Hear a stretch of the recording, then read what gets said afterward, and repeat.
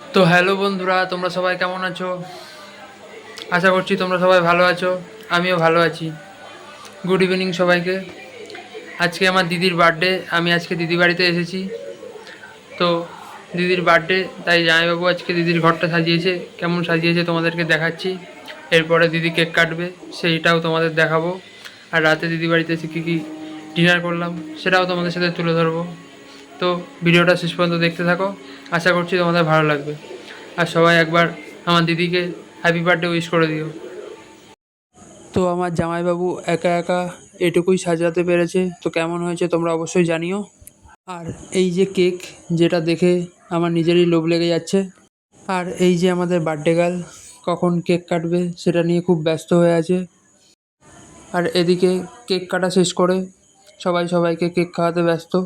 আর এদিকে আমি শুধু ভাবছি আমাকে কখন একটু খাওয়াবে, কারণ আমার কেক দেখে খুব খেতে ইচ্ছা করছিল। তোমরা কে কে খাবে কমেন্ট করে জানাও। আরে ভাই, এরা কেক খাওয়ার থেকে কেক মাখামাখি বেশি করছিল।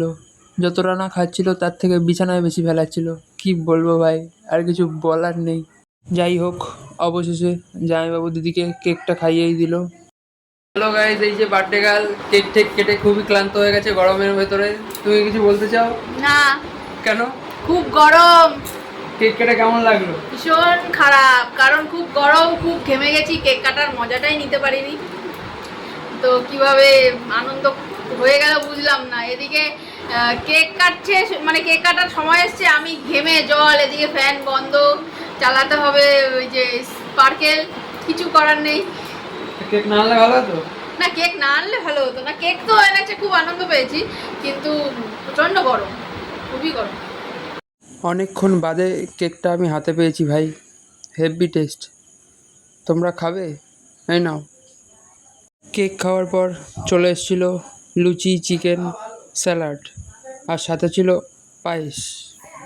তো আজকের মতো গুড নাইট সবাইকে। ভিডিওটা কেমন লাগলো অবশ্যই কমেন্ট করে জানাবে।